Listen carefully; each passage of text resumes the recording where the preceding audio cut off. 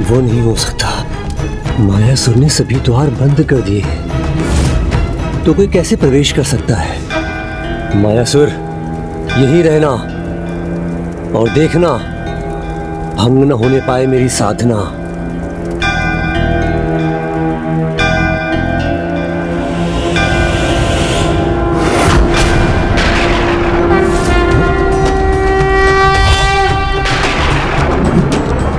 नहीं नहीं, कदाचित दिशा बदल दूंगा, फिर वो दिखाई नहीं देगा।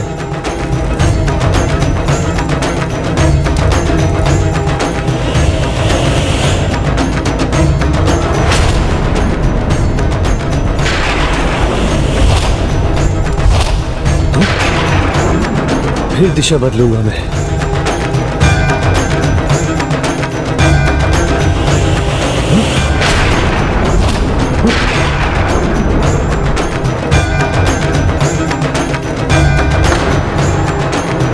दिशा बदलने से भी कोई लाभ नहीं हो रहा है।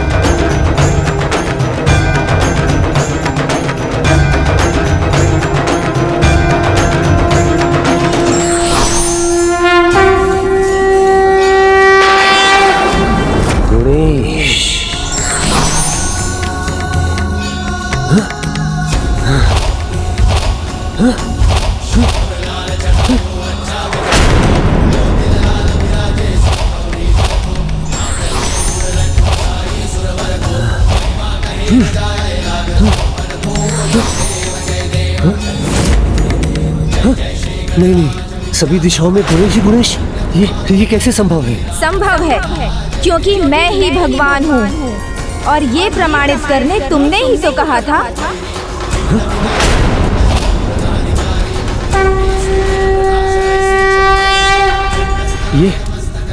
ये कैसा भ्रम है? कैसी माया है? क्या हो रहा है मेरे साथ? क्या हुआ त्रिलोकनाथ? आपने अपनी साधना क्यों भंग कर दी?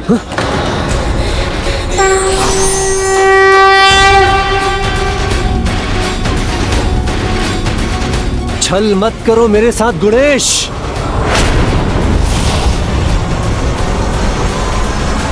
गणेश नहीं, मैं मायासुर हूं। ये आप क्या कर रहे थे त्रिलोकनाथ? मैं मायासुर।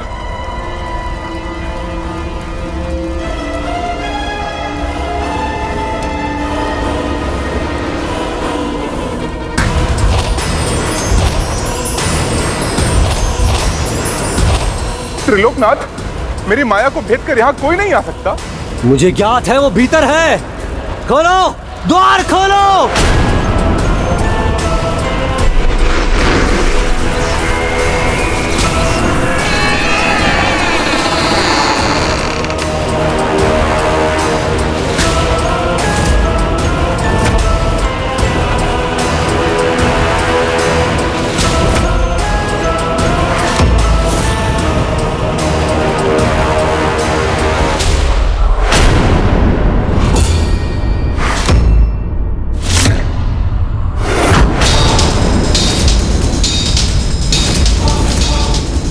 कहो सिंधु, अब तो मेरा परिचय प्राप्त हो गया तुम्हें।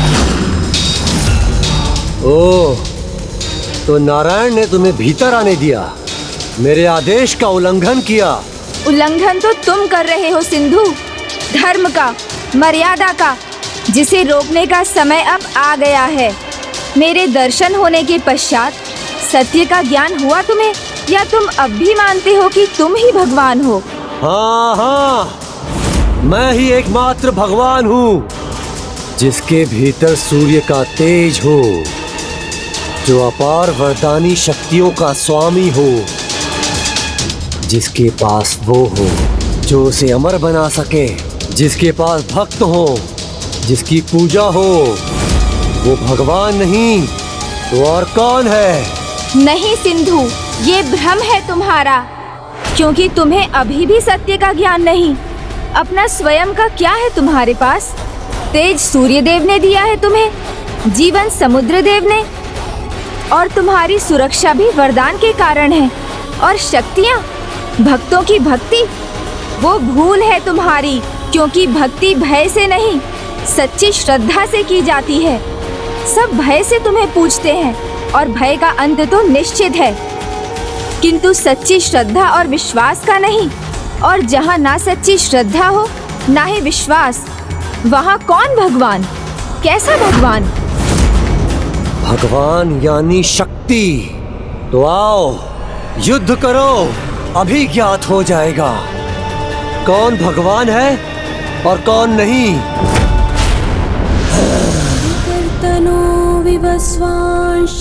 मेरे संपूर्ण तेज को भेद कर मेरे निकट पहुंचना तो दूर, तुम मुझे देख भी नहीं सकोगे।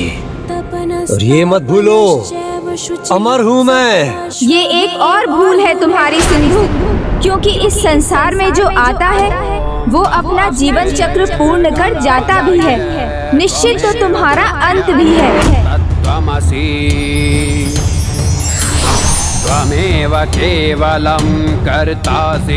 मेरे अस्त्र का सामना नहीं कर सकोगे तुम।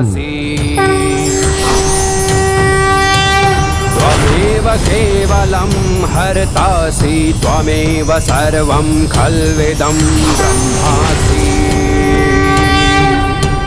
त्वं साक्षादतुमासि इसमें महादेव दिखाई दे रहे हैं मुझे।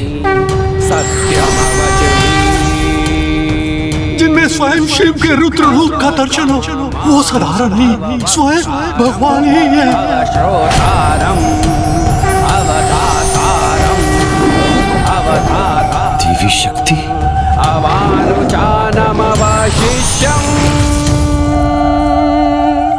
सभी देवताओं के दर्शन हुए हमें उस बालक में।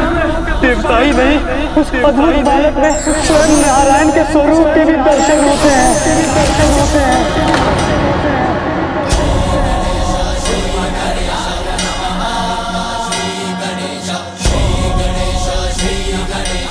माया में कुशल हो, युद्ध में हो या नहीं, अभी ज्ञात हो जाएगा। दिखाओ अपना वास्तविक स्वरूप मुझे और युद्ध करो। मेरा वास्तविक स्वरूप देखना चाहते थे ना तुम? तो देखो, यदि साहस है तो।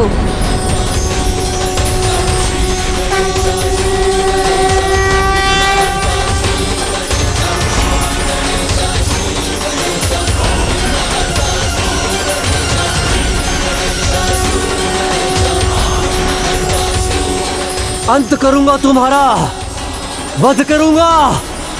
मेरे अस्त्र का प्रहार सह नहीं सकोगे बालक।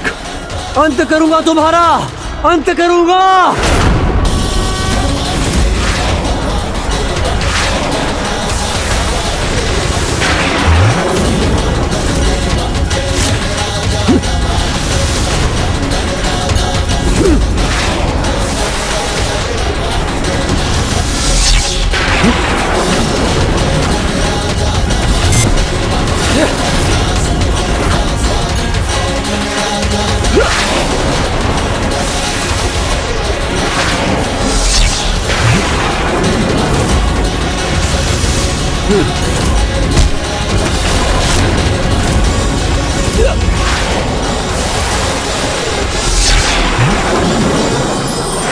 नमस्ते गणपतये त्वमेव प्रत्यक्षं तत्त्वमसि।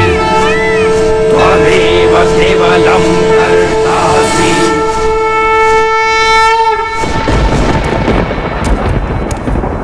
त्वमेव केवलं धर्तासि। त्वमेव केवलं हर्तासि। त्वमेव सर्वं खल्विदं ब्रह्मासि। त्वं साक्षादत्मासि नित्यं। ऋतं वच्मि सत्यं वच्मि।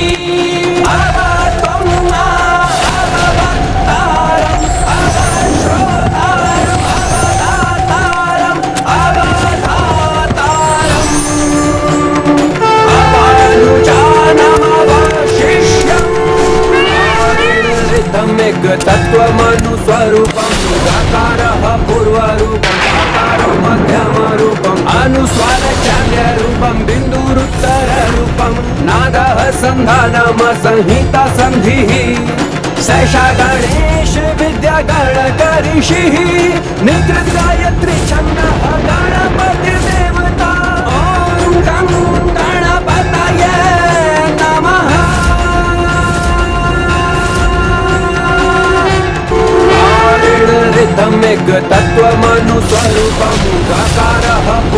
रूपम आकार मध्यम रूपम अनुस्वार शाम्य रूपम बिंदुरुत्तर रूपम नादः संधानम संहिता संधिः सैषा गणेश विद्या गणकऋषिः निकृत्यायत्री छन्दः गणपतिर्देवता ॐ गं गणपतये नमः।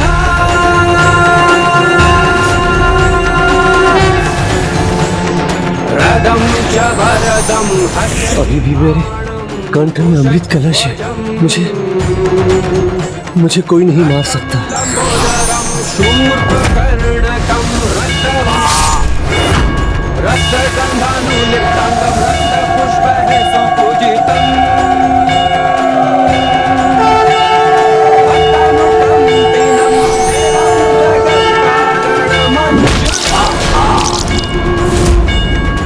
आविर्भूतं च सृष्ट्या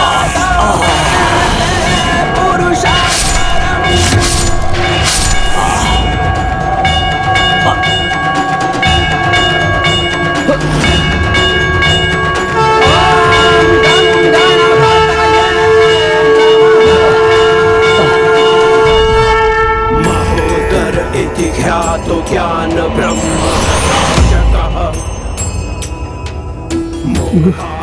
गणेश आहुवाहनगः स्मृतः ॐ गजाननं हे प्रभु, सिंधु का प्रणाम स्वीकार कीजिए प्रभु। उमासुतं शोक विनाशकारकम् नमामि विघ्नेश्वर पादपङ्कजम्।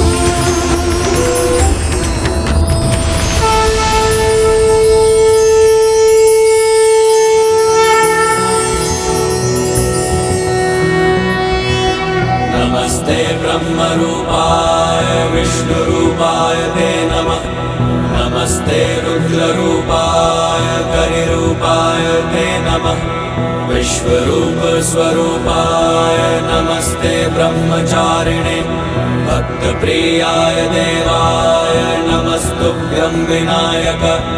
ॐ सिद्धिबुद्धिसहिताय महागणपतये नमः।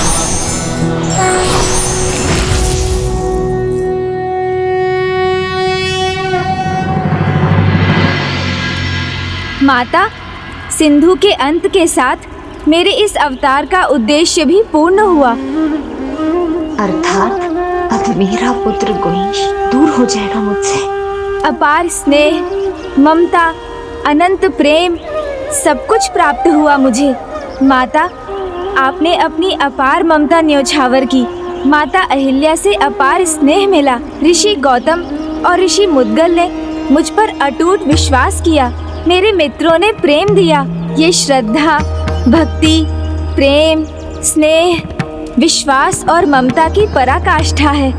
भक्त से भगवान और माँ की ममता से बालक जीवन में सफल बनते हैं। शिक्षा और संस्कार देने के साथ संतान पर अटूट विश्वास भी आवश्यक है। तभी संतान के भीतर मनोबल बढ़ता है और वो प्रगति के मार्ग पर चलकर सफलता को प्राप्त करता है। उसी प्रकार एक भक्त की भक्ति भगवान को उनकी पहचान देती है, जिससे वो भी अपने कर्तव्य निभाने में सफल होते हैं। प्रभु मयूरेश्वर ने सर्वथा उचित कहा था। ऋषि गौतम और माता अहिल्या जैसे भक्तों का विश्वास देख भगवान स्वयं उनके द्वार रक्षक बनने के लिए भी आतुर हो जाते। सिंधु के अंत के स्थान पर स्थित ये मयूरेश्वर मंदिर उसी विश्वास का प्रतीक है।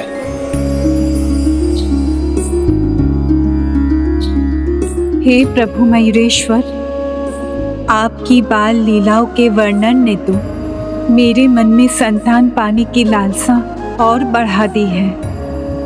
और जिस प्रकार आप भक्तों के विश्वास का सम्मान करते हुए उनके द्वार रक्षक बने, उसी प्रकार मेरे विश्वास का सम्मान कर मेरी इच्छा भी पूर्ण कीजिए प्रभु।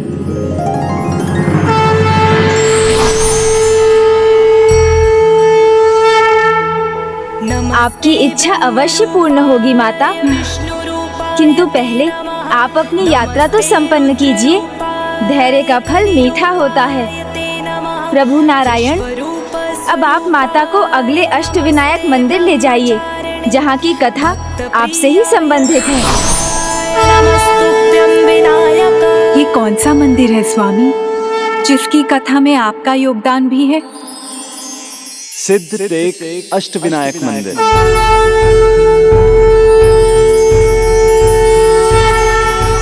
वक्रतुंड महाकाय सूर्यकोटि समप्रभ निर्विघ्नं कुरु मे देव सर्वकार्येषु सर्वदा।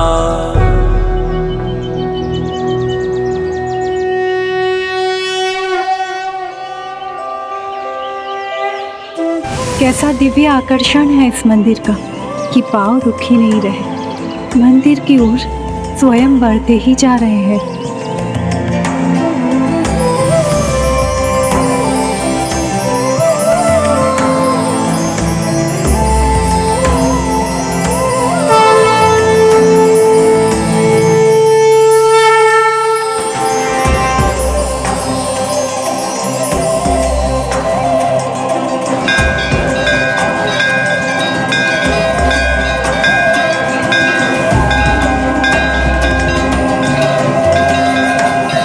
स्वामी तो अब भक्ति के चरण पर है।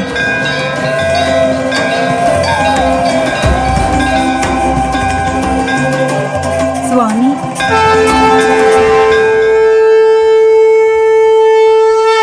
स्वामी, ऐसी क्या महिमा है प्रभु के इस मंदिर में जो आप इतने मंत्रमुग्ध हो गए? मैं तो ये जानने के लिए भी उत्सुक हूँ कि प्रभु के इस कथा से आपका क्या संबंध है।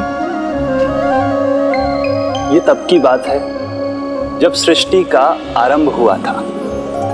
सृष्टि में शून्य था और कुछ नहीं। मैं और ब्रह्मदेव थे। हमारा आविर्भाव होते ही हम दोनों घोर निद्रा में पहुंच गए, किंतु ब्रह्मदेव मुझसे पहले ही निद्रा से बाहर आ गए।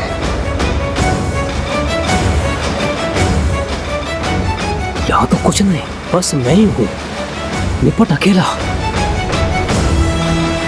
मैं कहाँ स्थित हूँ? ये कमल पुष्प, इसकी नाल तो अनंत लग रही है। कहाँ जा रही है?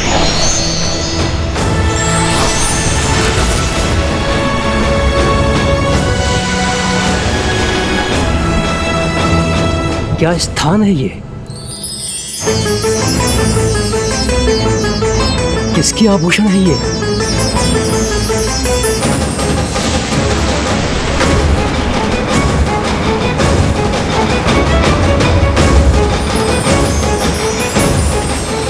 जिस कमल पर मैं स्थित था उसकी जड़ें तो इनकी नाभि में है, अर्थात ये तो मेरे जन्मदाता ही हैं।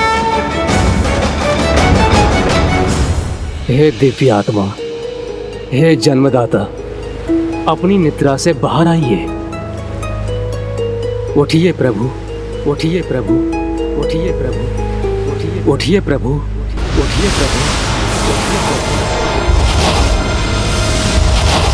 जागिए प्रभु।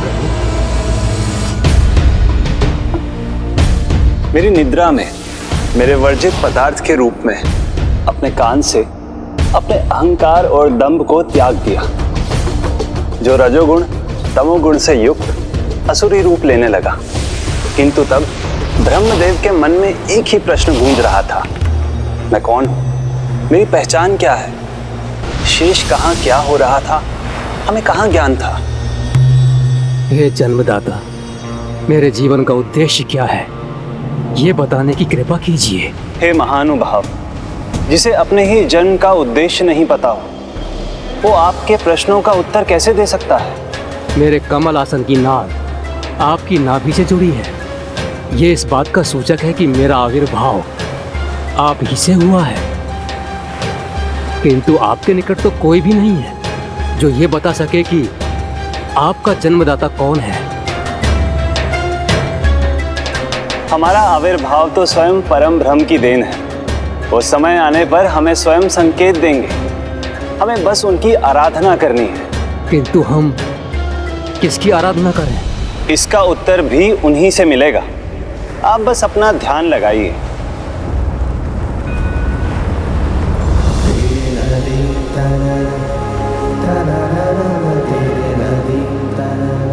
ओम गण गण ओम गण गण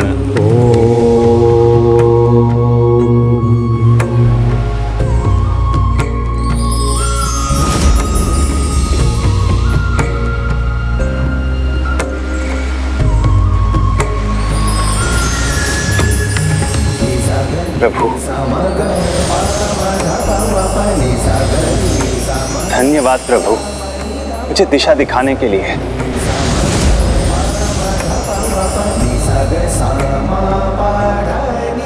ये किसके पीछे जा रहे हैं? ओम गण गण, ओम गण गण, ओम गण गण, ओम गण गण, ओम गण गण, ओम गण गण, ओम गण गण, ओम गण गण। रुक जाइए। इतनी लंबी यात्रा में हमें एक भी प्राणी दिखाई नहीं दिया उस अलौकिक ध्वनि ओम और गंग के सिवाय। इसलिए वो अलौकिक ध्वनि ही हमारे जन्म का स्रोत भी है। ये अंधकार नहीं, ये अंधकार हमारे लिए कष्ट में हो सकता है। इसलिए आप इस गुफा में प्रवेश ना करें।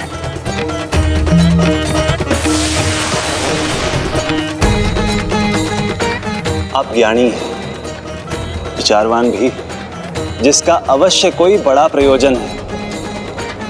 जो भी अज्ञात है, किंतु उसे जानने के लिए हमें सोच समझकर कुछ संकट भी उठाना होगा। उचित है। इसलिए हम में से किसी एक को आगे जाना होगा और दूसरे को अपने स्थान पर वापस लौटकर वहीं रहना होगा। हे जन्मदाता, मुझे आगे जाने की अनुमति दीजिए। नहीं, जन्मदाता होने के नाते इस संकट का सामना करने का प्रथम दायित्व मेरा है। मेरा मार्गदर्शन करने वाले दिव्य कण मुझे यहाँ लेकर आए हैं, तो अवश्य इस अंधकार के उस पार उजाला होगा।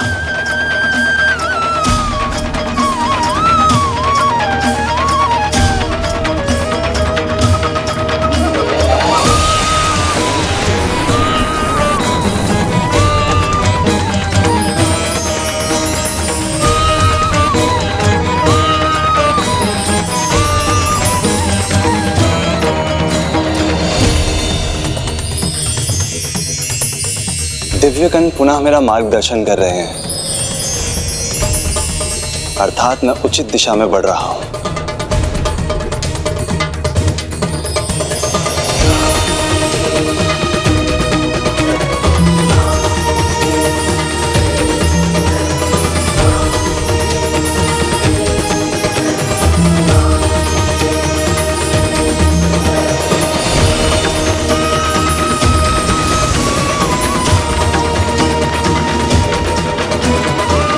अवश्य यही है हमारे प्रभु।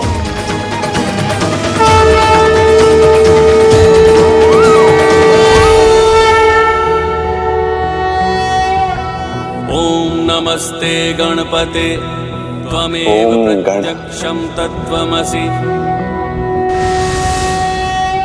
तो क्या प्रभु महागणाधिपति जी की सूंड का दाहिनी ओर मुड़े होना कोई विशेष प्रतीक है? हाँ देवी, प्रभु की जिस प्रतिमा की सूंड दाहिनी ओर मुड़ी होती है वो जागृत प्रतिमा होती है, जिसकी आराधना में बहुत सावधान रहने की आवश्यकता होती है, क्योंकि ये प्रतिमाएं सिद्धि प्रदान करती हैं। और प्रभु की इस प्रतिमा को प्रथम बार देखने पर मुझे आभास हुआ कि मुझे सिद्धि प्राप्त होने वाली है। इसीलिए मैं वही भक्ति भाव से प्रभु की पूजा करने लगा और वर्षों तक वहीं स्थित रहा। ओम गण गण, ओम गण गण, ओम गण गण ओम गण गण। ये दिव्य प्रकाश इसी का संकेत हो सकता है कि उन्हें हमारे जीवन का आधार मिल गया है। किंतु उसी समय वो दोनों असुर जो मेरे अहंकार के प्रतीक वर्जित पदार्थ से उत्पन्न हुए थे, उनमें भी प्राणों का संचार होने लगा।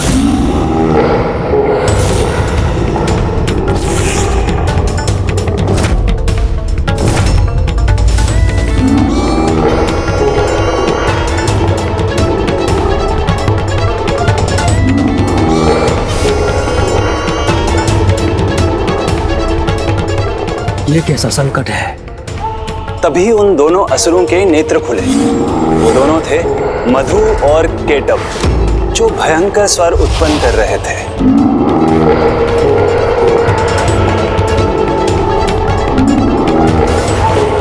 भ्राता केटव, कुछ गंध आ रही है तुम्हारी नसों में? हाँ भ्राता मधु, भोजन की गंध आ रही है।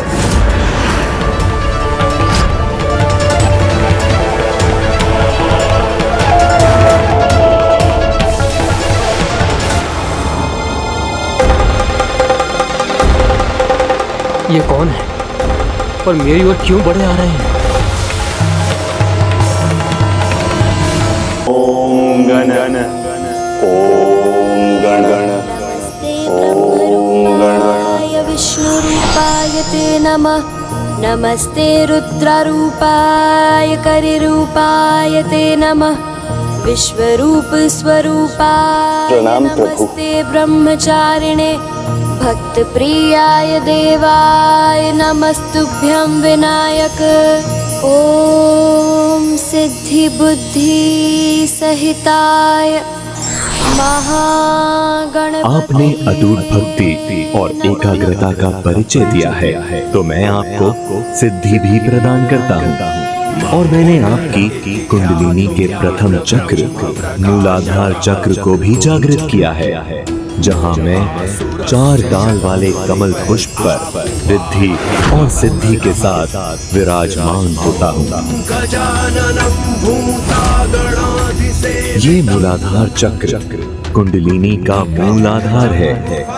इसके जागृत होने पर अन्य 5 और अंतिम महाचक्र भी जागृत होने लगते हैं। इसलिए किसी भी पूजा का आरंभ मुझसे ही होता है। दूसरा चक्र स्वादिष्ठान 8 डाल वाले कमल पर स्थित है, जिस पर वो विराजमान रहते हैं जो इस गुफा के बाहर आपकी प्रतीक्षा कर रहे हैं, अर्थात ब्रह्मदेव। वो अपनी शक्ति देवी सरस्वती के साथ वहां स्थित रहते हैं। तीसरा चक्र मणिपूरक चक्र होता है, जहां 10 डाल का कमल है। वहां आपकी शक्ति देवी लक्ष्मी का वास होता है। चौथा चक्र अनाहत चक्र है, जहां 12 डाल का कमल होता है। यहाँ शिव अपनी शक्ति देवी पार्वती के साथ विराजमान होते हैं। पांचवा चक्र विशुद्धि चक्र है, जहाँ 16 डाल के कमल पर माता आदि शक्ति वास करती है। माता आदि शक्ति की आराधना से कुंडलिनी के सभी चक्र जागृत होते हैं। छठा चक्र आज्ञा चक्र है, जहाँ 2 डाल के कमल पर जीव की आत्मा का वास होता है।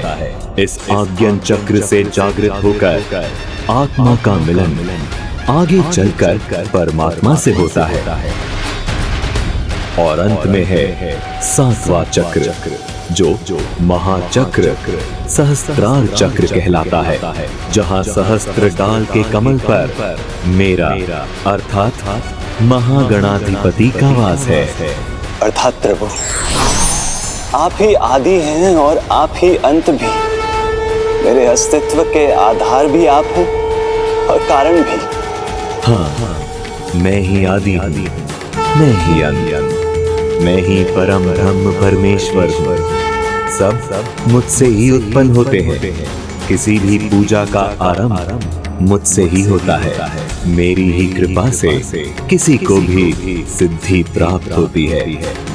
अर्थात उसमें स्वयं को जानने और पहचानने का सामर्थ्य आता है और उसके कर्म सार्थक होते हैं। प्रभु, मुझ पर कृपा कीजिए। मैं भी अपने उद्देश्य को जानना चाहता हूँ, अपना अस्तित्व पहचानना चाहता हूँ। आपका आविर्भाव एक विशेष प्रयोजन के लिए हुआ है। जगत आपको भगवान विष्णु के नाम से जानेगा। आप ही महाविश्व के आधार हैं। संसार की उत्पत्ति का बीज आपसे जन्मा है। विष्णु नाम के सिवाय आपके अन्य सहस्त्र नाम होंगे। आप अलग अलग युगों में भिन्न भिन्न अवतार लेंगे। धन्यवाद है सिद्धिदाता, मुझे मेरा परिचय देने के लिए।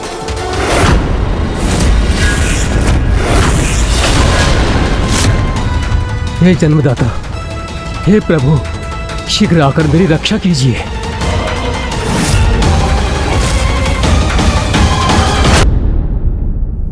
अष्ट विनायक की अगली कथा सिद्धि टेक के प्रभु सिद्धि विनायक की है। सृष्टि के आरंभ के पूर्व उन्होंने मुझे दर्शन देकर सिद्धियां प्रदान की थी।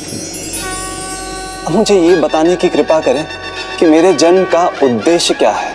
शीघ्र आपको उसका भी ज्ञान हो जाएगा। इसके माध्यम बनेंगे वो जो इस आकाश गंगा के दूसरी ओर आपकी प्रतीक्षा कर रहे हैं, और वो भी अपने होने का उद्देश्य आपके माध्यम से ही जानेंगे। संसार जिन्हें ब्रह्मदेव के नाम से जानेगा, हे जन्मदाता, हे प्रभु, शीघ्र आकर मेरी रक्षा कीजिए। हे पालनहार, तुरंत आइए मेरी रक्षा के लिए। पालनहार, तो ये मेरा कर्तव्य है, मेरे होने का प्रयोजन है।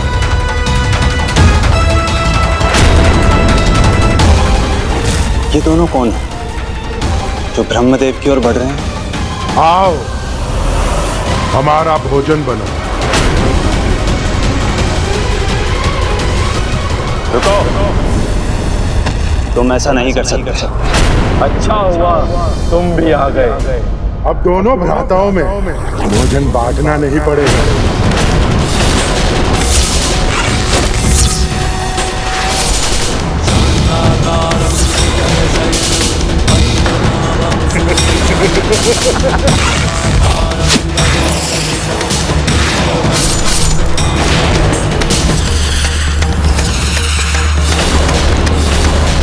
और फिर मैं बार बार भिन्न अस्त्रों से उन पर प्रहार करता रहा। वो आहत हुए, किंतु फिर कुशल भी हो गए और धीरे धीरे उन पर वार करना कठिन होता गया।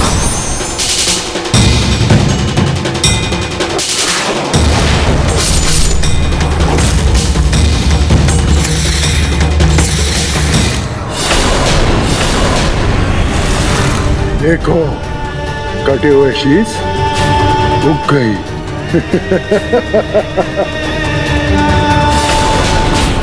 इनका रहस्य क्या है? क्या कारण है कि मैं इनका अंत नहीं कर पा रहा हूं?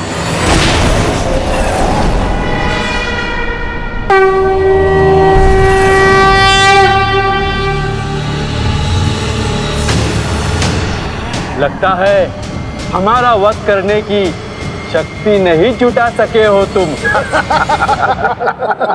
प्रभु ने कहा था, देवी आदिशक्ति के ध्यान से कुंडलिनी के शेष चक्र भी जागृत होने लगते हैं। लगता है पराजय स्वीकार कर ली तुमने। हे देवी आदिशक्ति, मुझे पूर्ण रूप से अपनी कुंडलिनी जागृत करने में सहायक बनिए और कृपा कर मुझे संकेत दीजिए, मैं इन दोनों का अंत कैसे करूं। पालनहार क्या कर रहे हैं?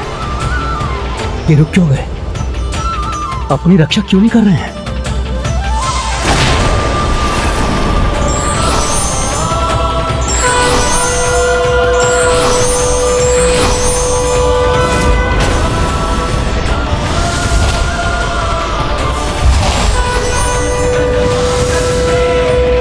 हे देवी, जग का पालन करने में, इन दुष्टों का संहार करने में मेरी सहायता कीजिए।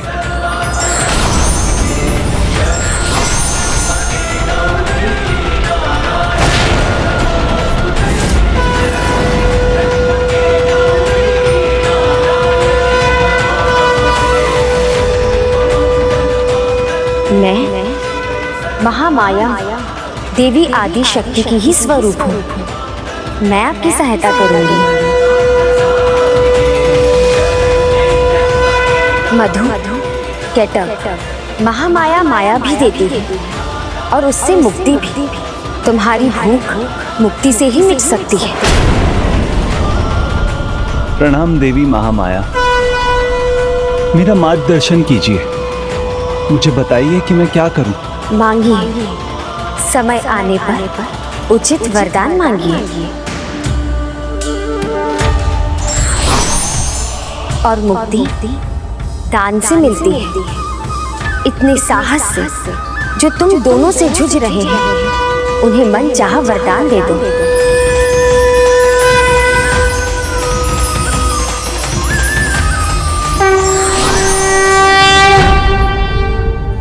तुमने इतने प्रयास किए और हर बार असफल रहे, फिर भी पराजय स्वीकार नहीं की। इसीलिए हम तुम्हें एक मनचाहा वरदान देना चाहते हैं। संकोच मत करो, जो मांगना चाहते हो मांगो। तो वरदान दो मुझे, तुम्हारी मृत्यु मेरे हाथों ही होगी। तथास्तु।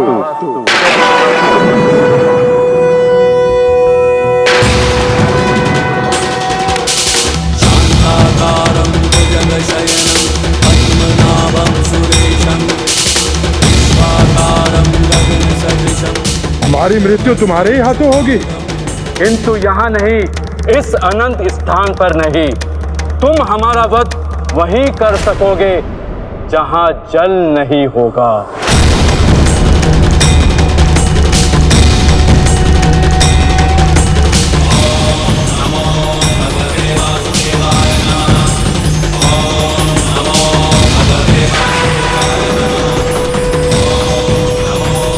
भ्राता मधु, ये क्या करने जा रहा है?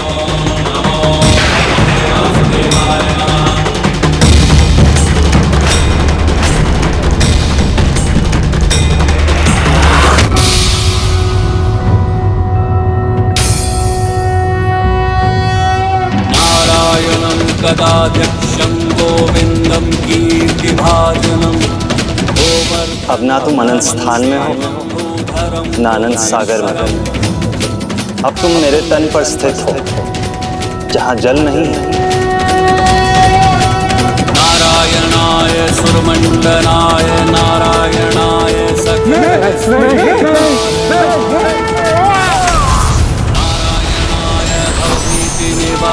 मेरे पालनहार प्रभवाय नमो नमस्ते।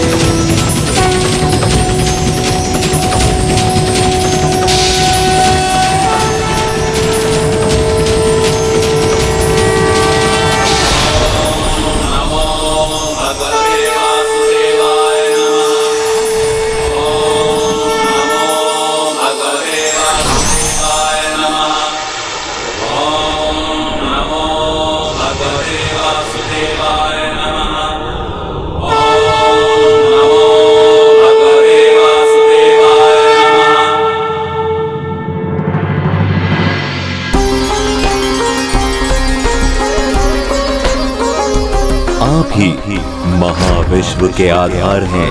संसार की उत्पत्ति का बीज आपसे जन्मा है। सुंदरता की प्रतीक आपकी इस रचना को पृथ्वी कहा जाएगा। सृष्टि इसी पर आधारित होगी, यही जीवों की उत्पत्ति होगी। आप ही उसे रचेंगे और सृष्टि के रचयिता ब्रह्मदेव कहलाएंगे। मेरे होने का उद्देश्य देकर आपने मुझे कृतार्थ कर दिया पालनहार। और इस प्रकार मैं जगत का पालनहार बना और ब्रह्मदेव उसके रचयिता। और उन्होंने सृष्टि को रचा। और फिर पृथ्वी पर, यहाँ सिद्धि टेक पर आपको सिद्धि प्रदान करने वाली प्रतिमा को आपने यहाँ स्थापित किया।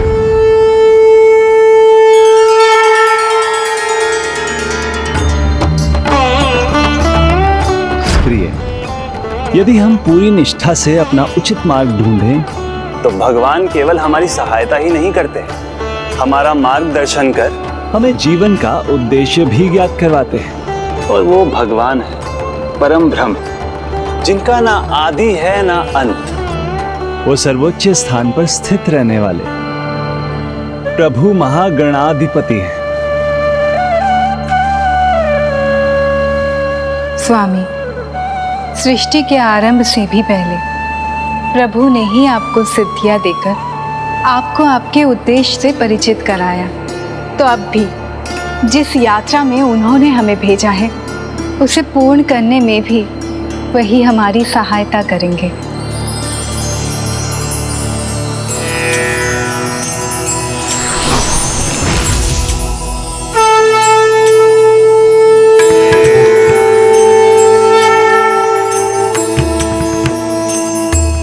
प्रभु, मुझे आशीर्वाद दीजिए। मैं शीघ्र ये यात्रा संपन्न करूं और मुझे माँ कहकर पुकारने वाली मेरे मातृत्व को पूर्ण कर मेरी ममता का सुख भोगने वाली संतान मुझे भी शीघ्र मिले।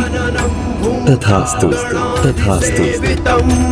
किंतु देवी, माता पिता का संतान के प्रति बड़ा दायित्व होता है। संतान का मार्गदर्शन कर उसे योग्य बनाना।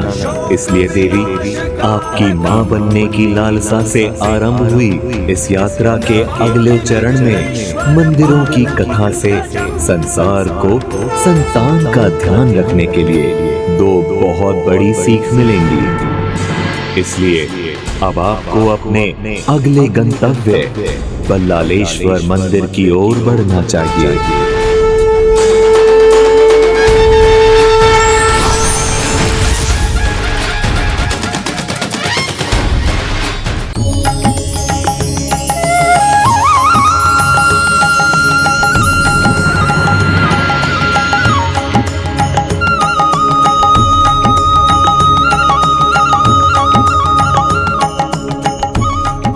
चिंता कितनी भी बड़ी हो, इस दिव्य और भव्य मंदिर में आने के बाद वो छोटी होकर जीवन से दूर हो जाएगी। यहाँ की ऊर्जा ही ऐसी है।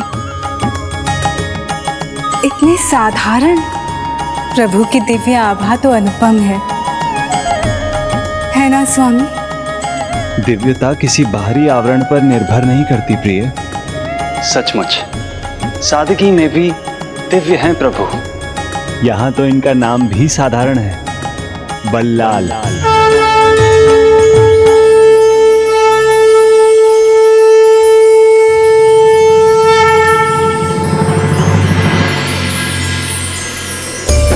बल्लाल और उनके ईश्वर की कथा का संबंध तो एक सफल व्यापारी से था। कल्याण।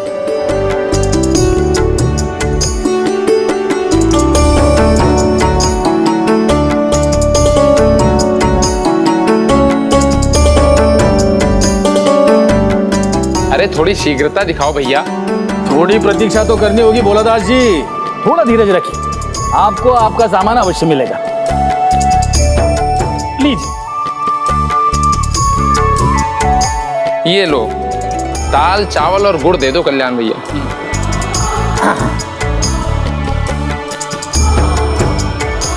कल्याण जी, अरे तोल थोड़ा इधर उधर होने दोगे या नहीं? मेरा नाम कल्याण अवश्य है, लेकिन मैं लोगों का कल्याण करने के लिए यहाँ नहीं बैठा हूँ भाई। मुझे अपना व्यापार बढ़ाना है, ना कि डुबाना है। ये लो। और कल्याण का व्यापार में सफलता का मंत्र है, न एक मुद्रा अधिक लो, न एक मुद्रा अधिक दो, बस। इतना धन जोड़कर करोगे क्या कल्याण जी? और फिर आखिर है कौन तुम्हारे बाद जो इस धन का लाभ भोगेगा? और फिर संतान होती तो इस परिश्रम का अर्थ होता ना। और फिर धन तो चंचल है, आज इसका तो कल उसका। और फिर जीवन का वास्तविक धन तो संतान ही है। लेकिन संतान को पालने के लिए भी तो धन चाहिए ना भोलादास। तो पहले धन कमाया, अब ईश्वर की कृपा से संतान भी प्राप्त होगी। सत्य कह रहे हो कल्याण जी। आशा का त्याग कभी नहीं करना चाहिए, फिर चाहे बाल ही क्यों ना पकने लगे। अरे इंदुमती, तुम यहाँ? इंदुमती भाभी यहाँ? यदि मुझे ज्ञात होता कि भाभी यहाँ है तो मैं ऐसे कड़वे बोल कभी ना बोलता। आप अपने काम में जितनी निष्ठा और अनुशासन का परिचय देते हैं उतनी भोजन में कहाँ करते हैं, इसीलिए मैं स्वयं ही भोजन ले आई। फिर तो अब भोजन के बाद ही व्यापार होगा। अब कुछ समय बाद आई। लेकिन कल्याण भाई मेरा वो गुड़ तो दे दो। भोजन काल के बाद आकर ले जाना भोला दास है? ठीक है कल्याण भाई, चलता हूँ मैं।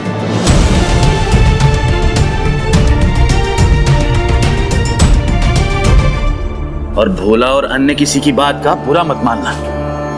कहने वाले तो कहेंगे, मुझे उनकी कोई चिंता नहीं। चिंता वो करेंगे जिनको चिंता करने की आवश्यकता है, आप क्यों करेंगे? सही है, मैं क्यों करूं?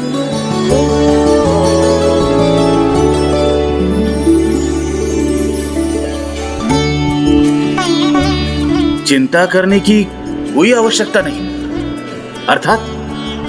अर्थात ये कि ईश्वर सब देखते हैं, सबका सुनते हैं।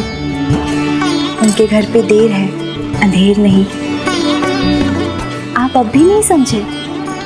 नहीं। स्वामी, ईश्वर ने हमारी सुन ली। आप पिता बनने वाले हैं और मैं माँ।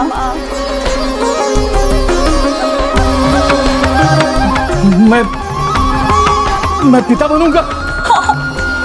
सच कह रही हो ना इंदुमती? सच। मैं पिता बनने वाला हूँ। हाँ, मैं पिता बनूंगा। अरे भैया, अरे ओ भोला दास, अरे कहाँ जा रहे हो? मुंह मीठा नहीं करोगे क्या? गुड़ नहीं लोगे? अरे कल्याण भैया भी आपने ही तो मुझे लौटाया था, भूल गए क्या? अरे वो सब भूल जाओ, आओ शीघ्रता करो, आओ जल्दी आओ। अच्छा आता हूँ भैया, आता हूँ। ये गुड़ लो। अरे झोला खोलो, ये लो। और ये चावल भी लो। यही चाहते थे ना तुम? सुनो, ईश्वर के घर में देर है, अंधेर नहीं है। सच्चे मन से मांगो तो सब कुछ मिलता है। अरे लो और लो, देख क्या रहे हो? लो झोला खोलो और घर जाके भाभी जी से कहना कल्याण भैया ने कहा है तुम्हारे लिए खीर बनाए। जाओ जाओ। व्यापार का नियम होता है कल्याण भैया, ना अधिक दो और ना अधिक लो। अभी तो आपने समझाया था मुझे, फिर ये अचानक इतना बड़ा बदलाव? धन कमाने की लालसा मिट गई है क्या? अरे नहीं भाई, वो तो और ज्यादा गुना बढ़ गई है। मैं बहुत धन कमाऊंगा, बहुत धन कमाऊंगा, क्योंकि जीवन का सबसे बड़ा धन मुझे मिलने वाला है। मैं पिता बनने वाला हूँ। अरे लखन भैया, मैं पिता बनने वाला हूँ। भैया पिता बनने वाला हूँ। मैं पिता बनने वाला हूँ। लखन भाई, पिता बनने वाला हूँ मैं। ये लो, सबको खुश करेगा, सबका मुंह मीठा करेगा। ये लो गुड़ लो, जी भर के लो। लो तुम भी लो, ये चावल। अरे संभल कर कल्याण भैया, संभल कर। अरे अपने आनंद को इतना मत बढ़ाओ कि पूरी दुकान ही लुट जाए। अरे लुटेगी नहीं, आने वाले संतान के भाग्य से और भी धन बढ़ेगा, बहुत बढ़ेगा। संतान प्राप्ति का आनंद कुछ ऐसा था कि वो कल्याण, जो अधिकता में विश्वास नहीं रखता था, अब सबको दोनों हाथों से सब कुछ बांट रहा था। वो बड़ी ही समझदारी का परिचय दे रहा था। समझदार होने का अहंकार कभी कभी जीवन का विकार बन जाता है देवी। कभी कभी व्यक्ति बड़ी भूल कर बैठता है, और ऐसी ही भूल कल्याण भी करने वाला था।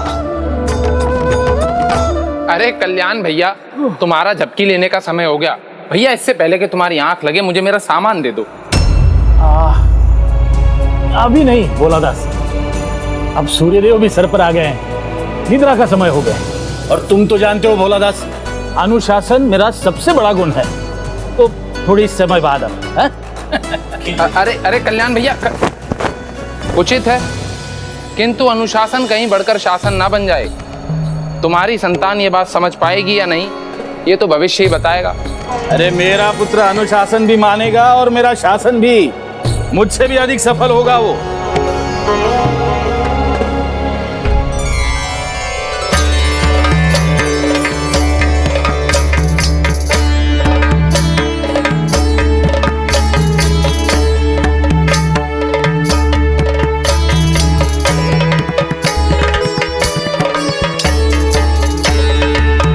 वाह कल्याण भैया वाह, कितना गुणी है तुम्हारा पुत्र। वो आया तो जैसे तुम्हारा तो भाग्योदय ही हो गया। कितना होनहार और कितना अनुशासित है वो। हाँ भाई, ऐसा व्यापारी तो हमने कभी देखा ही नहीं। इतने कम आयु में 108 स्थानों पर उसने अपना व्यापार बढ़ा लिया। इतना यशस्वी पुत्र पाकर तो आप धन्य हो गए कल्याण भाई। आपके पुत्र की तो जितनी प्रशंसा की जाए कम है कल्याण भैया। जैसा पिता वैसा ही पुत्र, व्यापारी भी, अनुशासित भी और धनवान भी। वाह कल्याण भैया वाह।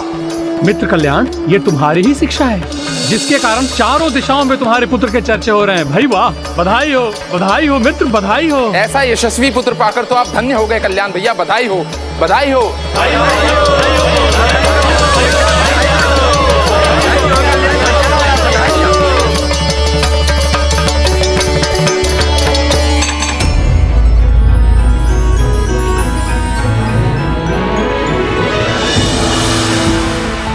कितना सुंदर स्वप्न था, इसे सत्य भी बनाऊंगा। अरे कल्याण भैया, तुम्हारी झपकी पूरी हो गई हो तो मेरा सामान दे दो भैया। अरे हाँ हाँ,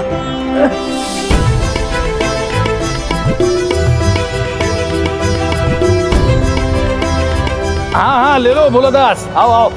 आता हूँ भैया, आता हूँ। लाओ अब हमारा सामान हमें दे दो। क्या हुआ, इतने आनंदित क्यों हो भाई? अरे क्यों ना हो आनंदित, मेरा पुत्र मुझसे भी बड़ा व्यापारी बनेगा और मैं सुख और समृद्धि में विश्राम ही विश्राम करूंगा।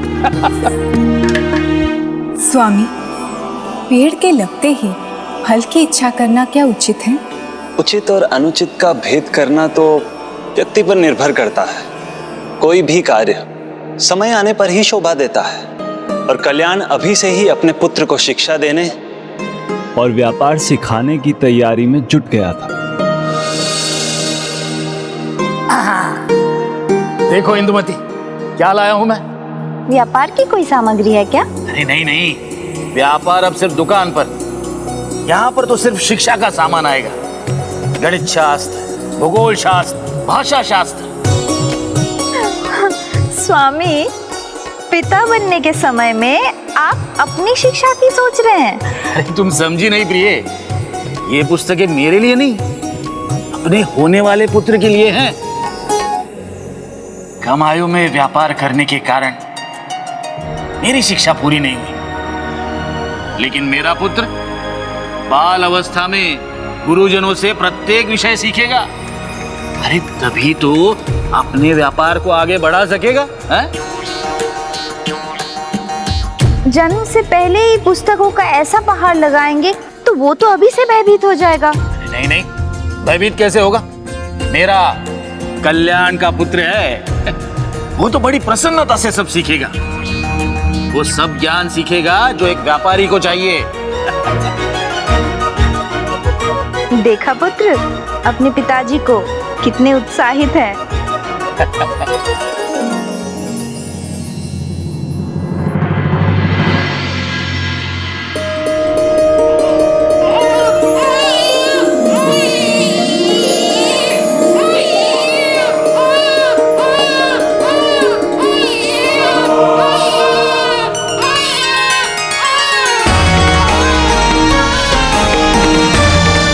बधाई हो, बधाई, पुत्र हुआ है।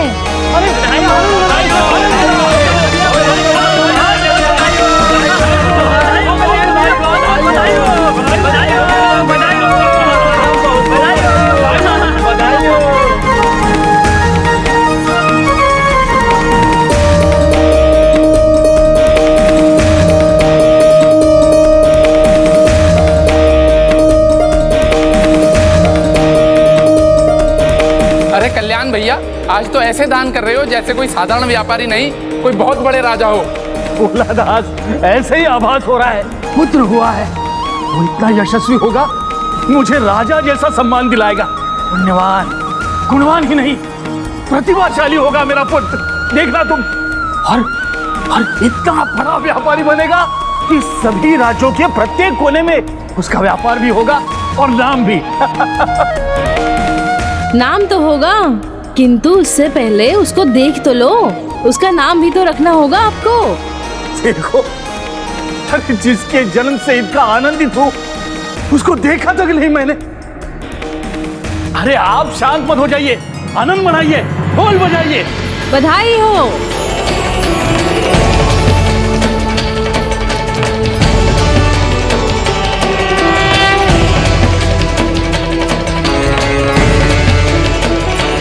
ये इंदुमती, तुमने मेरे जीवन का सर्वश्रेष्ठ उपहार मेरे पुत्र को मुझे देकर मुझ पर बहुत बड़ा उपकार किया है। बहुत धन्यवाद। अब इसे शिक्षा देकर इसके और हमारे स्वर्णिम भविष्य के लिए इसे तैयार करना मेरा दायित्व है। किसी के भी जीवन में बचपन का आनंद अनोखा होता है, इसीलिए वो युवा होने पर भी अपना बचपन फिर से जीना चाहता है। कल्याण ने अपनी महत्वाकांक्षा के कारण बल्लाल का बचपन ही छीन लिया, आयु से अधिक शिक्षा का बोझ उसके कंधे पर डाल दिया, जबकि माता पिता का धर्म और कर्तव्य है कि अपने पुत्र की पसंद का ध्यान रखें। किसी भी बच्चे का भविष्य कोई नहीं जानता, बल्लाल का भी भविष्य किसी को ज्ञात नहीं था।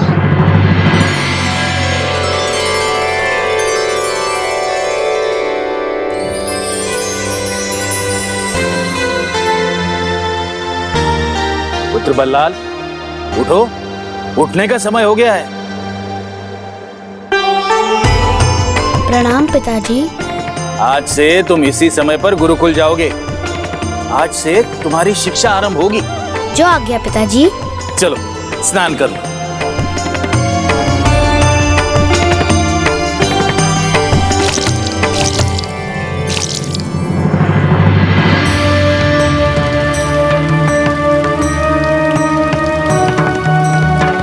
जल कितना ठंडा है, किंतु मैं कुछ कहूँगा तो पिताजी को बुरा लगेगा।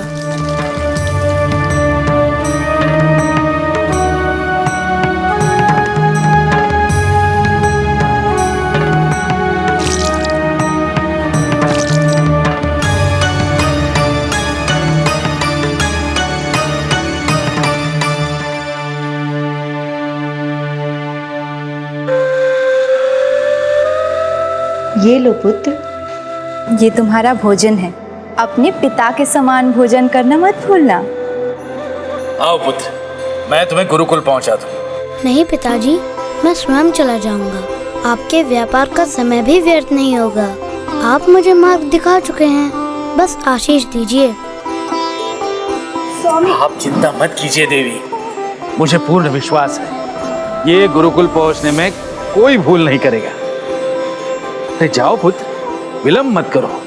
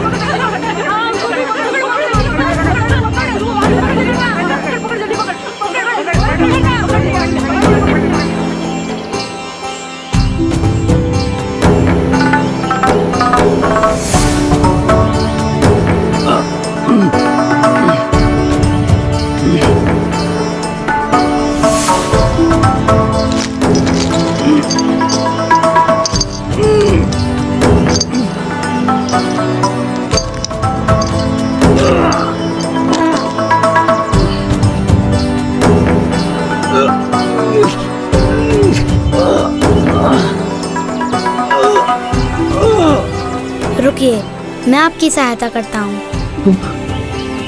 तुम तो मात्र एक बालक हो, क्या सहायता करोगे तुम मेरी? मेरे पिताजी कहते हैं कि जो पड़ोस में छुपन छुपाई खेलते हैं वो अभी भी बालक हैं। मैं तो बड़ा हो गया हूँ। देखिए, तैयार होकर भोजन लेकर गुरुकुल जा रहा हूँ। मैं अभी आपकी सहायता करता हूँ।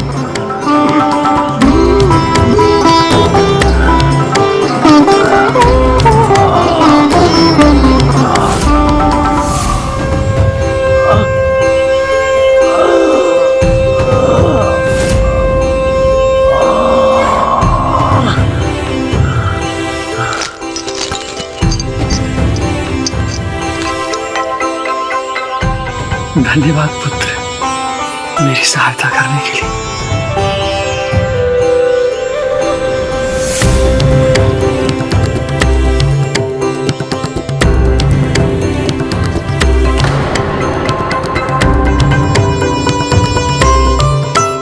रुकिए श्रीमान।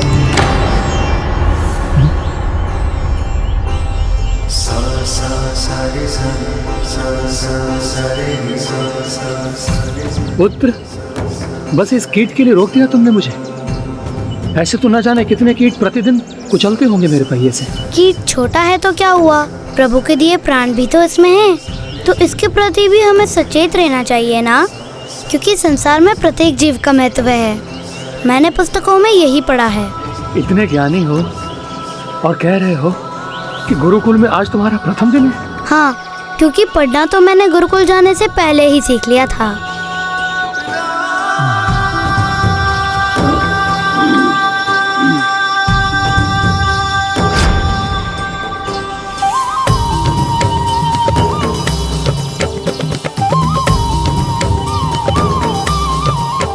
जाओ, तुम इस वृक्ष के नीचे सुरक्षित रहोगे।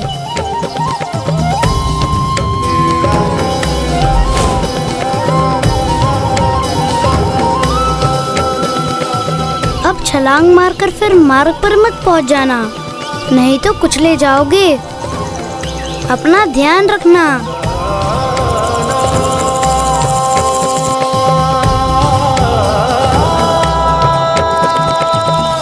अब क्या हुआ, क्यों रोक रहे हो मुझे? ओह, तुम्हें भूख लगी होगी।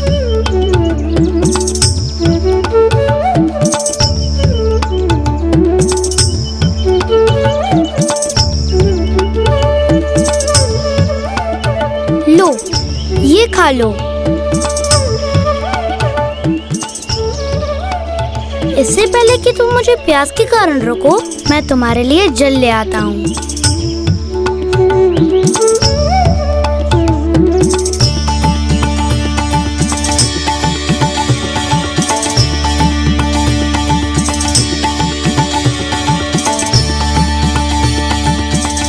अब अपना ध्यान तुम्हें स्वयं रखना होगा। मैं जाता हूँ। उस दिन बल्लाल ने अनजाने में झिंगुर कीट को दूर्वा और जल दिया, किंतु उसे ये ज्ञात नहीं था कि वस्तुत ये दूर्वा और जल उसने प्रभु महागणाधिपति को अर्पित किया है।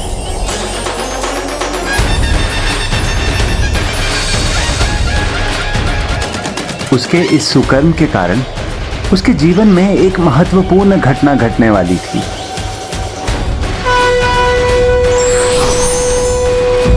कोमल हृदय की कोमलता में दया का भाव तो स्वाभाविक है, और वो भी एक अबोध बालक।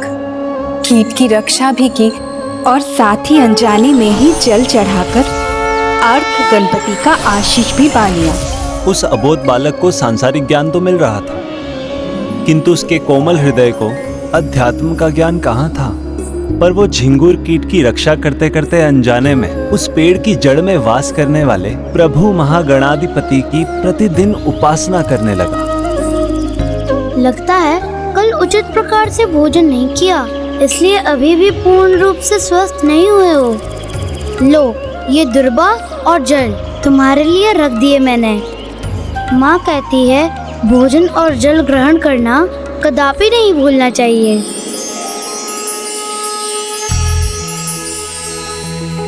नमस्ते ब्रह्मरूपाय विष्णुरूपाय ते नमः। नमस्ते रुद्ररूपाय करिरूपाय ते नमः। विश्वरूप स्वरूपाय। ये माँ का बनाया लड्डू है, ये भी खा लेना।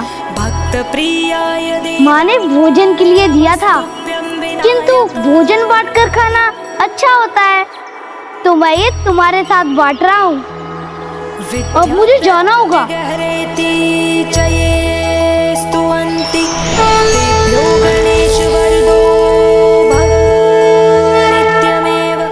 देखा, माँ के बनाए लड्डू से तुम्हारी सेहत कैसे निखर गई। अब तुम छलांग लगा सकते हो, लेकिन इसका अर्थ ये नहीं कि तुम यहाँ वहाँ घूमने लगो। भोजन की चिंता मत करना, मैं तुम्हें प्रतिदिन दुर्बा, जल और अपने भोजन में से कुछ देता रहूंगा। ये भी खा लेना। अपना ध्यान रखना।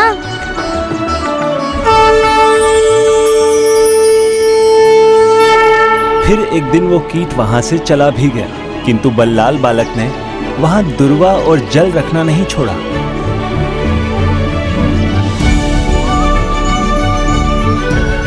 वो तो आज भी यहाँ दिखाई नहीं दे रहा। किंतु उसे पता तो है कि मैं उसके लिए प्रतिदिन भोजन रखता हूँ। वो अवश्य आएगा।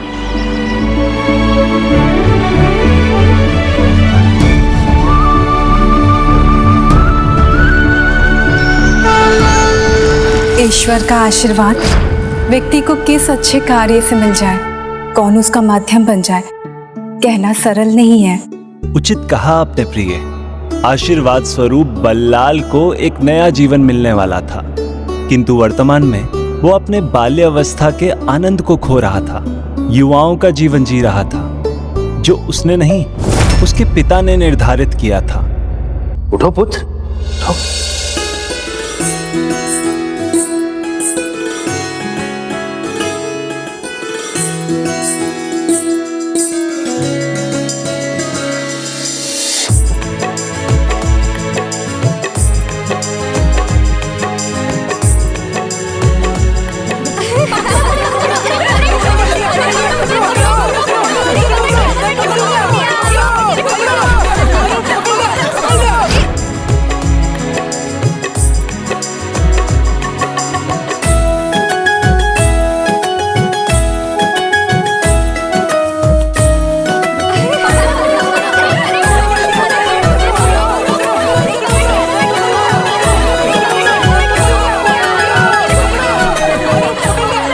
बल्लाल, वहां पर क्यों रुके हो? इधर आओ।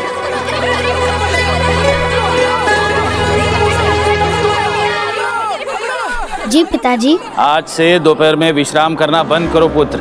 जो आलसी होते हैं, जिन्हें ना कुछ सीखना होता है ना कुछ करना होता है, वो ऐसा करते हैं। आज दोपहर से तुम मेरे साथ दुकान पर चलोगे और मैं तुम्हें व्यापार सिखाऊं। परंतु नहीं, वो मात्र एक बालक नहीं है जो साधारण खेल खेलने में अपना समय व्यर्थ करे। मैंने उचित कहा ना पुत्र? हाँ पिताजी। चल। चलो ना बल्लाल, हमारे साथ खेलो ना। नहीं, तुम लोग खेलो, मुझे पिताजी के साथ दुकान जाना है। चलो। आओ पुत्र, बैठो। पुत्र, तुम्हारे मुख से पहले निकले उससे पहले से मैं तुम्हें व्यापार का ज्ञान देता आ रहा हूं। अब मैं तुम्हें स्मरण कराता हूं। देखो, इस प्रकार मैं किसी भी वस्तु को तोलता हूं। ध्यान से देखना।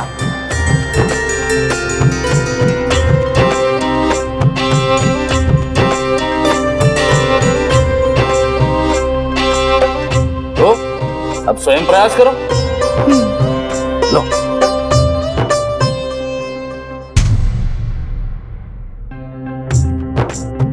अरे धीरे, ये समान हो गया है, पहले वजन बढ़ाना पड़ेगा। हाँ, अब डाल।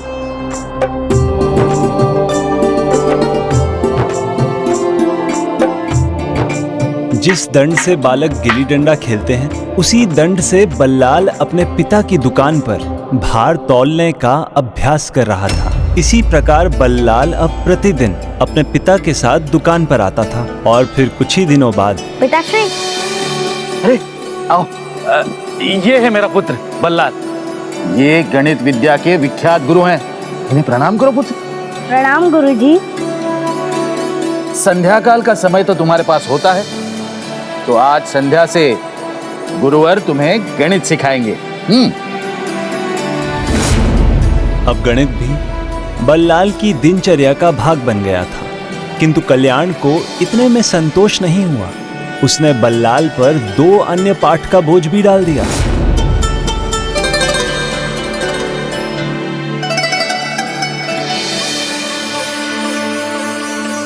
पिता की महत्वाकांक्षा के कारण उस बालक का बचपन दबता जा रहा था, किंतु बालक का बाल्यपन तो स्वाभाविक है। ये जानने के लिए एक छोटी सी घटना पर्याप्त है।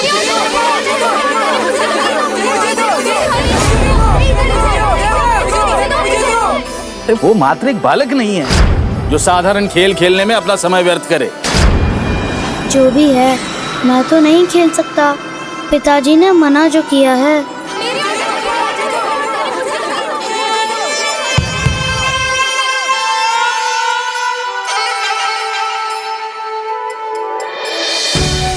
ये तो गेंद है, वस्त्रों से बनी हुई। बल्लाल, देखते ही मत रहो, उठाओ गेंद को और फेंको हमारी ओर।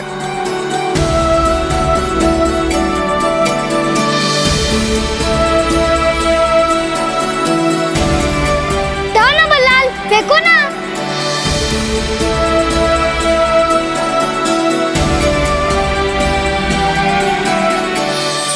बड़ी विचित्र है ये गेंद। हाँ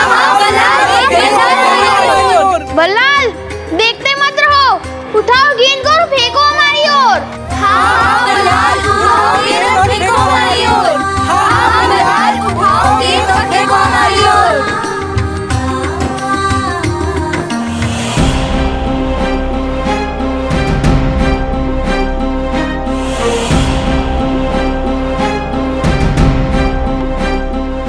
क्या कर रहे हो? ऐसे क्या देख रहे हो? गेंद जीवन में पहली बार देखी है क्या? हाँ, पहली बार देखी है। इसने आज तक गेंद ही नहीं देखी। तो खेला कैसे होगा इसने? चलो, अब तो देख ली ना, तो फेंको हमारी ओर।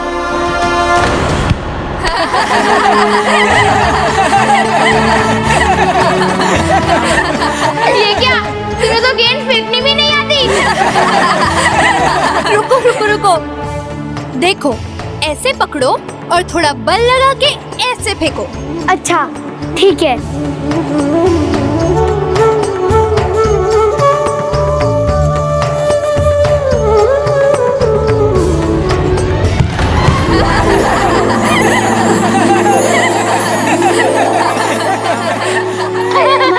नहीं फेंक पा रहा। देखो, ये तो फेंक ही नहीं सका।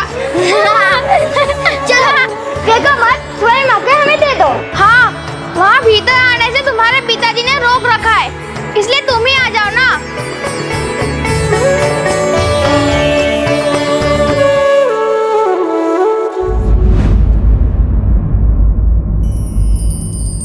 ये लो।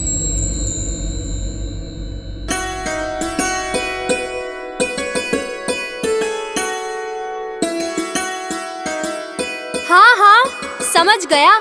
जब इसे उछाल के पकड़ोगे तो खेलने का मन करेगा ही ना, और आनंद भी बहुत आएगा।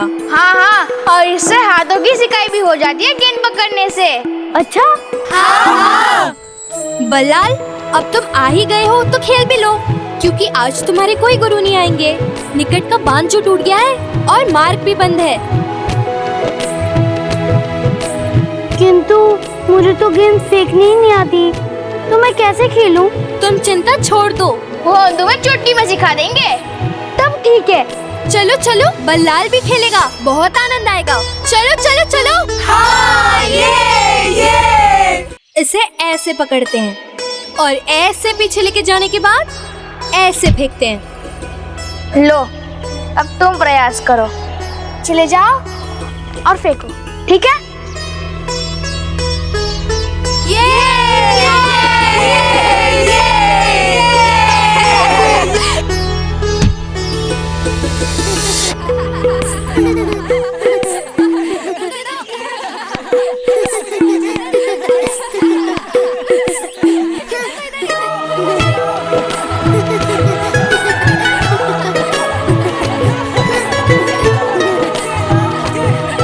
किस माँ को अपने बच्चे की खिलखिलाहट नहीं भाएगी। बल्लाल पहली बार इतना खिलखिलाकर हंस रहा है, और बालक और खेल का संबंध तो पुष्प और उसकी सुगंध के जैसा होता है। मैं कह रहा हूं ना, खेलने कूदने में बालक का कोई लाभ नहीं होता, समय व्यर्थ होता है बस। किंतु मैं तो अपने पुत्र को बांध कर नहीं रखूंगा भाई, वो तो खेलेगा भी और कूदेगा भी, और भूख भी अधिक लगेगी। तो अब से चावल थोड़ा अधिक ही दिया करो कल्याण भैया, अरे थोड़ा और डाल दो। बांध कर मैं भी नहीं रखता अपने पुत्र को, लेकिन खेल कूद में रुचि नहीं है उसकी, पढ़ने में मन लगता है उसका। खेलने के आनंद का अनुभव अभी उसे हुआ ही कहाँ है। इतनी छोटी आयु में तुमने उसे गुरुकुल भेज दिया, पढ़ाई में व्यस्त कर दिया। हाँ, क्योंकि छोटी आयु में सब सीख लेगा तो समय से पहले सफल भी होगा। इसलिए मुझे बुद्धि मत दो, मेरे पुत्र की रुचि ज्ञात है मुझे। लो। ठीक है, चलता हूँ। इसके बालक खेल कर शारीरिक बल का प्रयोग करते हैं, इसीलिए उन्हें भूख लगती है। तो मेरा पुत्र मानसिक कार्य करता है, उसमें भी तो ऊर्जा लगती है, किंतु मैं तो उसे कुछ अतिरिक्त भोजन नहीं देता। देना चाहिए, अवश्य देना चाहिए। चलो, इस भोलादास ने अनजाने में ही सही एक भली बात तो कही।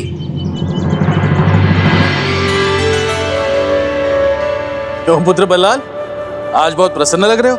हाँ पिताजी, वो आज पहली बार मैं खेल। स्वामी, ये बादाम लो, बल्लाल के लिए। प्रतिदिन भिगोकर खिलाना इसे। जी स्वामी, खिला दूंगी। परंतु अचानक बादाम खिलाने का विचार क्यों आया आपके मन में? इंदुमती, क्योंकि खेल कूद में नहीं, हमारा पुत्र बुद्धि के कार्य में अपनी ऊर्जा का प्रयोग करता है ना, और बादाम बुद्धि के लिए अच्छा होता है। पुत्र, मुझे तुम पर बड़ा गर्व है। बस अब ऐसे ही शिक्षा प्राप्त करते रहना। अपना ध्यान खेल कूद में कभी भटकने मत देना, बता रहा हूं। उसका कोई लाभ नहीं, समझे? देखो, मैंने तो तुम्हें बोलने ही नहीं दिया। तुम कह रहे थे आज तुम बहुत प्रसन्न हो, क्योंकि ये तो बड़ी दुविधा है। मैंने सत्य कहा तो पिताजी मुझे कभी क्षमा नहीं करेंगे, और असत्य कहा तो मैं स्वयं को क्षमा नहीं कर सकूंगा। पिताजी, वो प्रसन्न है क्योंकि मैंने उसे बता दिया है। मार्ग भी ठीक हो गया है और कल से गुरुजी भी आने लगेंगे। अच्छा, ये तो बहुत अच्छा हुआ। अन्यथा कितना समय व्यर्थ हो जाता पुत्र बल्लाल का।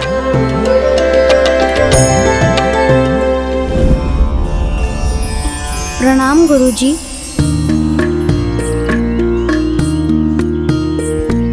बल्लाल, आज तुम खेलने नहीं आओगे क्या? हाँ, गुरुजी भी तो चले गए। आ जाओ आ जाओ, कुछ नहीं होगा। थोड़ा खेल के पढ़ाई करोगे तो वो भी अच्छी होगी। हाँ हाँ, आ जाओ आ जाओ आ जाओ, खेलते आ जाओ आ जाओ।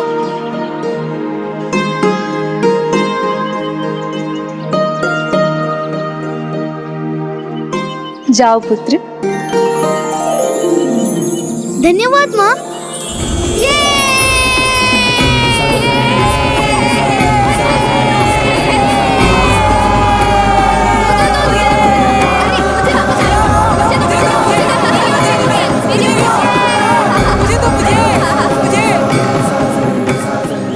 कुछ समय के लिए तो उसे अपने बचपन का अनुभव करने की छूट होनी ही चाहिए।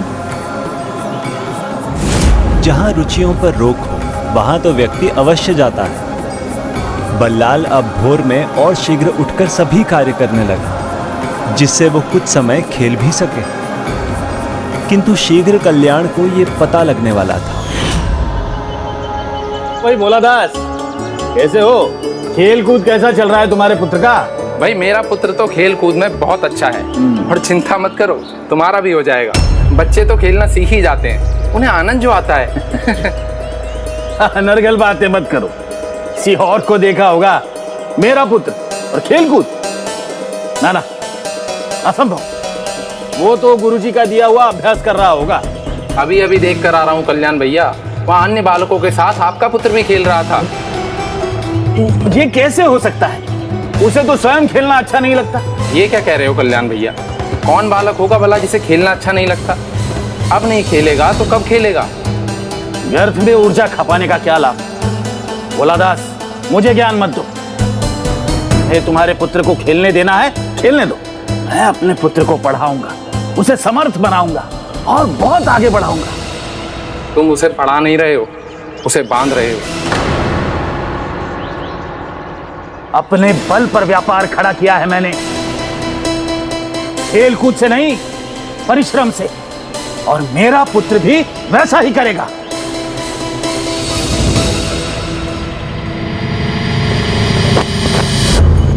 सत्य कड़वा होता है कल्याण भैया, उसका सामना करना नहीं सीखा तुमने। खैर, मुझे मेरा सामान तो दे दो। अभी मेरी झपकी का समय है, बाद में आना। ठीक है।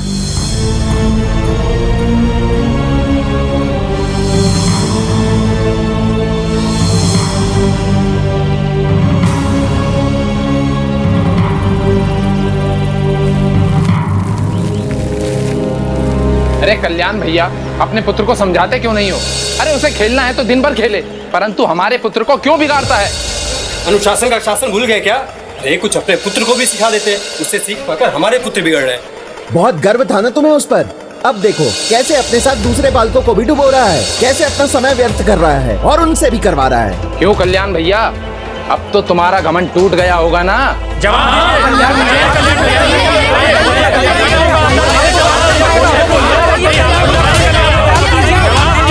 जवाब दीजिए आप।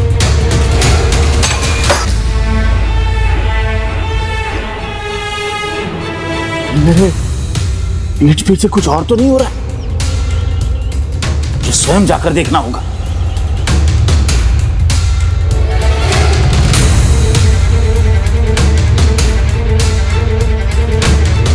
क्या हो गया?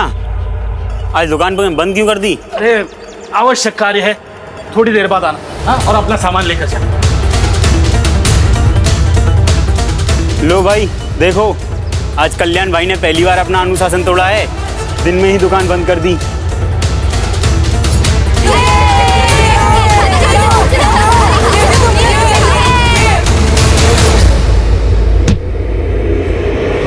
बहुत आनंद आया मित्रों, किंतु अब मुझे जाना होगा। गुरुजी का दिया कार्य जो करना है। कुछ समय और रुक जाओ ना बल्लाल। हाँ, अब तो खेलने में भी कितने खुशहाल हो गए हो तुम। हाँ, कितना आनंद आ रहा है। रुक जाओ ना बल्लाल। अच्छा ठीक है, किंतु बस एक बार।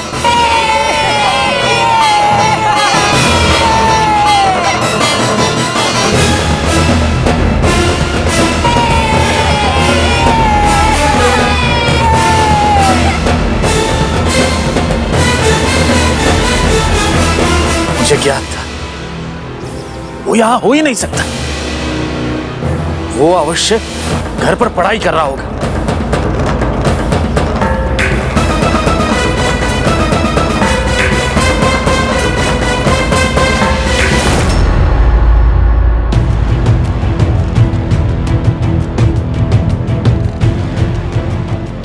हाँ, समझ गया। सब ईर्ष्या करते हैं मुझसे, इसीलिए ऐसी बातें कहते हैं।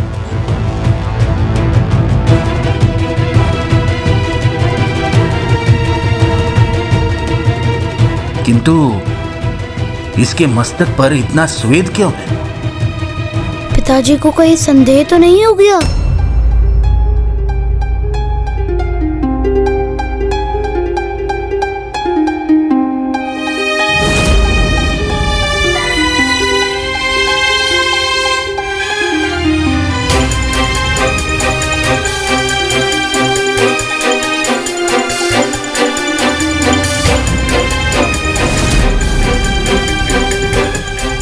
पढ़ो बेटा,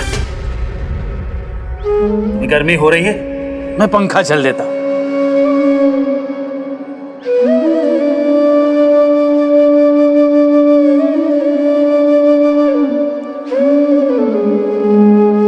किंतु पिताजी, मैंने कार्य पूर्ण कर लिया। पूर्ण हो गया तो अच्छा है। अब मैं तुम्हें एक नया पाठ सिखाता हूँ। क्या पाठ पिताजी? व्यापारी होने के नाते तुम्हें अपनी बात दूसरों से मनवाना आना चाहिए। ऐसा क्या करना चाहिए कि तुम्हारी बात कोई भी न टाले।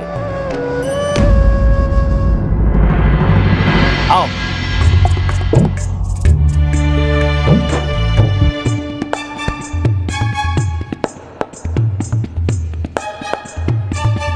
व्यापार में कोई तुमसे असत्य कहे, अपनी बात ना रखे, तुम्हारा ऋण ना चुकाए, धन ना लौटाए, तो उसमें भय जगाना आवश्यक होता है। मैं आज तुम्हें दिखाऊंगा वो किया कैसे जाता है। चलो। किसी को बल दिखाकर भयभीत करना तो वो करते हैं जो स्वयं दुर्बल होते हैं। वो भी अपने पुत्र के सामने ऐसा कार्य करना, इससे तो पुत्र के मन में सम्मान नहीं, भय का भाव जाग जाएगा। भय स्वतंत्रता छीन लेता है, किसी को भी यंत्रवत बना देता है। ऐसा ही हुआ बल्लाल के साथ।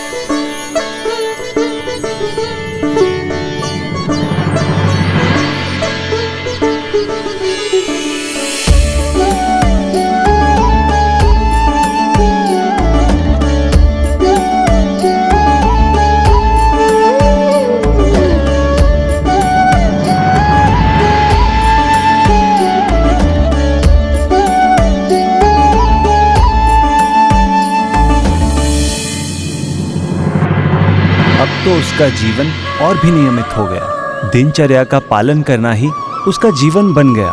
किंतु दिन का एक भाग ऐसा भी था जो भय से मुक्त था, जब वो खिलखिलाता था।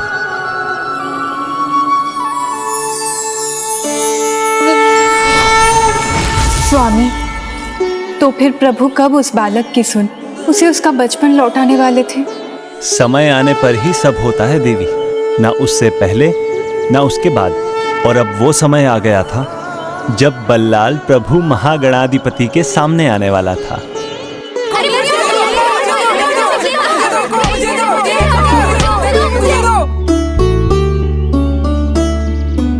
क्या हुआ? आज तुम गुरुकुल से श्रीगल लौटा है? हाँ, और आजकल हमारी और तुम देखते तक नहीं। मित्रों को अपने भूल गए क्या? क्या हुआ? हमसे कुछ भूल हो गया है क्या? या फिर हमने कुछ कह दिया?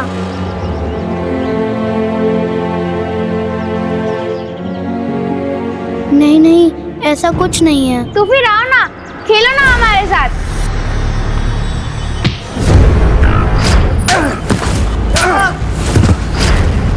नहीं नहीं नहीं, मैं नहीं खेल सकता। पता था हमें कि तुम मना ही करोगे। लो ना, खेलो ना। नहीं, मैं नहीं खेलूंगा। खेलो खेलो खेलो खेलो खेलो मुझे दो, इधर लाओ, खेलो ना, खेलो ना, मुझे दो, इधर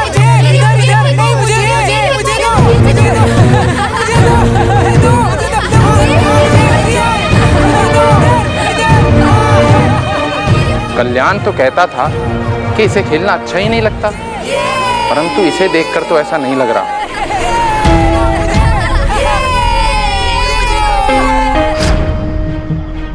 और भोला जी, आज क्या दूं? कुछ चाहिए नहीं, अपना बकाया चुकाने आया हूं मैं।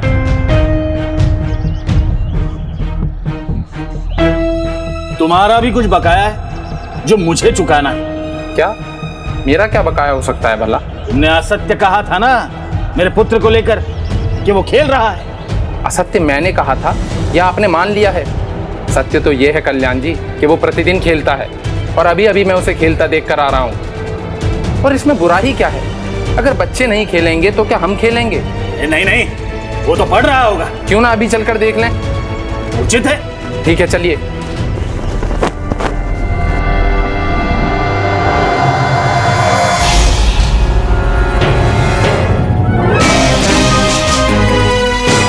चलो चलो।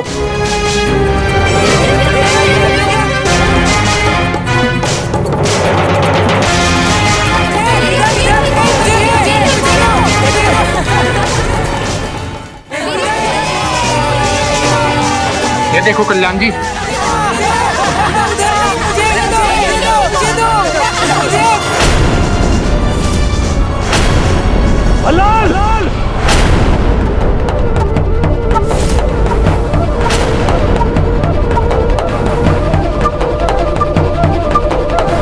पिताजी।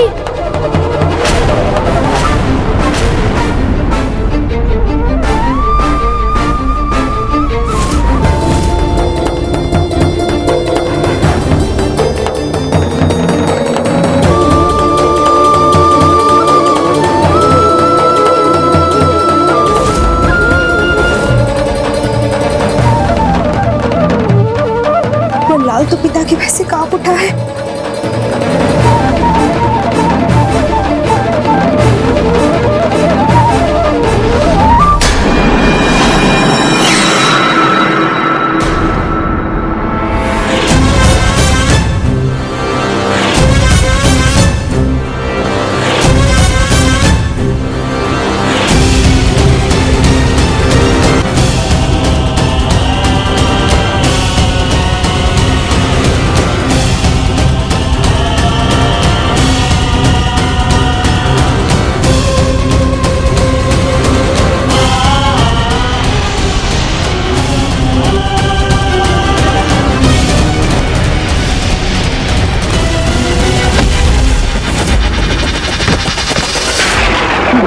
बल्लाल, मेरे पुत्र!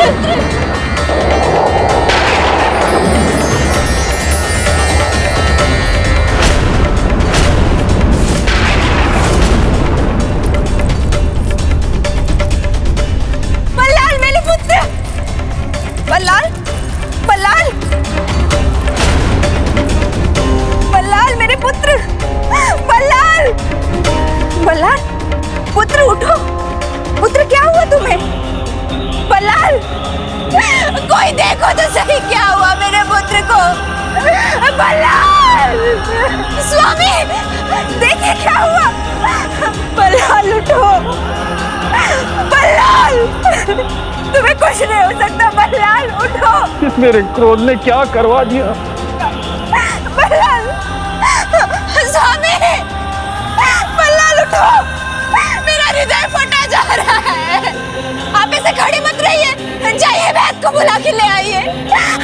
बल्लाल, बल्लाल उठो मेरे पुत्र। बल्लाल, बल्लाल, पुत्र बल्लाल, बल्लाल उठो, पुत्र उठो।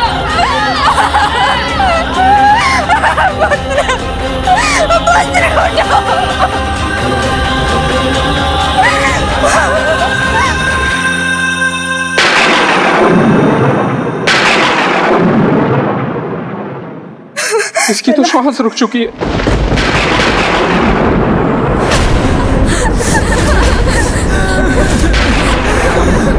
अब वैद्य को बुलाने से कोई लाभ नहीं होगा।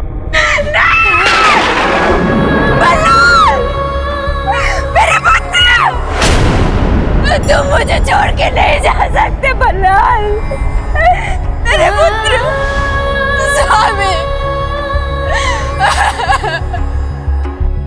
बल्लाल।